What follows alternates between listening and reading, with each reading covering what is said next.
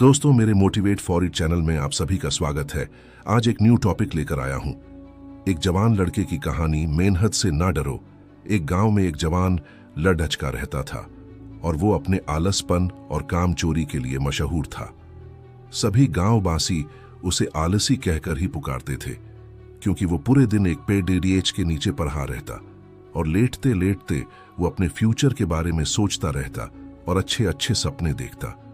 उसके दिन ऐसे ही आलस में गुजर रहे थे। लेकिन एक दिन उस गांव में एक साधु आए, जो कि अगले 3 दिनों तक उसी गांव में ठहरने वाले थे।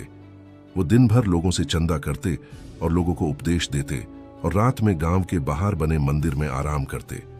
वो साधु जब भी दान लाने जाते और रात को वापस आते, तो वो साधु हर बार उस जवान लड़के को उसी पेड़ के नीचे लेटा हुआ पाते।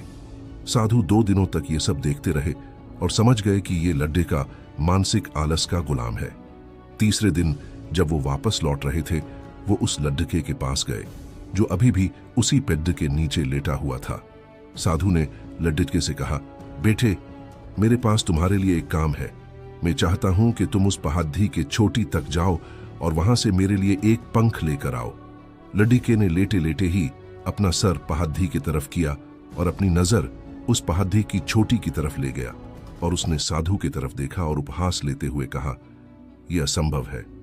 मैं उस पहाड़ी के ऊपर तक नहीं जा सकता। मैं बहुत आलसी हूं। साधु ने मुस्कुराते हुए कहा, अरे, मुझे जिस पंख की तलाश है वो इस पहाड़ी के शिखर पर भी नहीं मिलेगा। वो तो इस पहाड़ी के दूसरे तरफ एक गुम्फा के अंदर मिलेगा, जिसके लिए इस पहाड़ी के शिखर तक चढ़ कर फिर नीचे उतरना होगा। लेकिन वो कोई साधारण पंख नहीं है। वो ऐसा पंख है जिसे तुमने कभी नहीं देखा होगा। वो पंख रेयर लेकिन सुंदर पंख है, जो रोशनी बिखेरती है। साधु के इन बातों से उस लड़के के अंदर एक्साइटमेंट बढ़ गई। उसने आज से पहले ऐसे पंख के बारे में कभी नहीं सुना था और ऐसे रोमांचक सफर के बारे में सुनकर वो अंदर ही अंदर एक्साइटमेंट हो गया था। इसीलिए उसने साधु के चुनौती को कबूल किया और वो पहाड़ी की तरफ चल पड़ा। लेकिन चढ़ाई बहुत लंबी और मुश्किल था।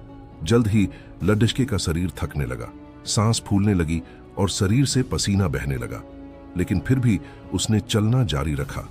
वो जैसे जैसे ऊपर और ऊपर चढ़ता गया, उसे खुशी महसूस होने लगी, जिसे उसने आज से पहले कभी महसूस नहीं किया था। आखिरकार जब वो कड़ी मेहनत और लंबे कोशिशों के बाद पहाड़ी के शिखर पर पहुंचा, तो वो पूरे तरीके थक चुका था। लेकिन वो बहुत खुश था। उसे अंदर से आत्मसंतुष्टि का एहसास हो रहा था। उसके चेहरे पर योद्धाओं जैसी मुस्कान थी, जैसे उसने कोई युद्ध जीत लिया हो। फिर उसने पहाड़ी के शिखर से नीचे देखा। उसके सामने एक बहुत ही मनमोहक नजारा था। लेकिन असली चुनौती आगे थी, क्योंकि उसे फिर उस पहाड़ी से नीचे भी उतरना था और उस गुम्फा को भी ढूंढना था, जिसमें पंख मिलने की बात कही गई थी। नीचे उतरना बहुत ही ज्यादा मुश्किल और खतरनाक था, क्योंकि ढलान ज्यादा गहरी थी और चढ़ाई के समय लड़का बहुत बार लड़खड़ाया और गिरा भी था। तो वो डर भी उसके अंदर था। लेकिन साधु को वो पंख लाके देने के वादे की वजह से वो लगातार आगे बढ़ता रहा। काफी खोज, मुशक्कत और कड़ी मेहनत के बाद जब वो अंत में गुम्फा तक पहुंचा, तो उसने देखा कि पंख वहीं पड़ा हुआ था, जो कि ऊपर एक बड्ढी सुराख से आने वाली रोशनी की वजह से चमक रहा था। फिर उसने उस पंख को उठाया और उसकी सुंदरता को देखता ही रह गया। वो काफी देर तक पंख को ही घूरता रहा। लेकिन फिर अचानक उसे याद आया, मुझे तो अभी वापस भी जाना है। उसने खुद की तरफ देखा। वो पूरी तरह से थक चुका था और वो चिंता में पड़ गया कि वो पहाड़ी में कैसे चढ़ेगा और वो साधु तक पंख कैसे पहुंचाएगा। एक पल के लिए उसने हार मानने के बारे में सोचा, लेकिन उसे वो खुशी और गर्व की भावना की याद आ गई, जो उसने पहाड़ी के शिखर पर पहुंचकर महसूस किया था। उसे एहसास हुआ कि उसके अंदर इस सफर को दोबारा पूरा करने की ताकत और मजबूती है। वो दोबारा पहाड़ी पर चढ़ने लगा। उसके मांसपेशियों में दर्द हो रहा था और कमजोरी की वजह से पैर कांप रहे थे, सांस फूल रहे थे। वो कई बार लड़खड़ा कर गिर भी पड़ा, लेकिन उसने हार नहीं मानी। वो खुद को आगे बढ़ाने के लिए लगातार मोटिवेट करता है। अथक मेहनत और घंटों की कड़ी कोशिशों के बाद जब वो साधु के पास पहुंचा और उनके हाथों में वो पंख रखा, तो उसकी खुशी का ठिकाना न रहा। उसे महसूस हुआ कि उसने आज अपने आलस पर काबू पा लिया है और कुछ बढ़िया करके दिखाया है।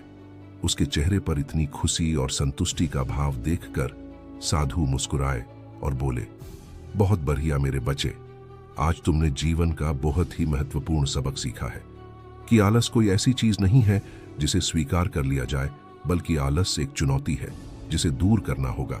ये एक बाधा है जिसे पार करना होगा और आलस को खत्म करने के लिए तुम्हें अपना पहला कदम उठाना ही होगा। अपने मकसद की तरफ चलना ही होगा और तब तक चलते रहना पड़ेगा जब तक तू अपनी मंजिल को हासिल नहीं कर लेता। लड्डैचके ने साधु के शब्दों की गहराई और उसके मकसद को समझते हुए हाँ मैं अपना सर हिला दिया।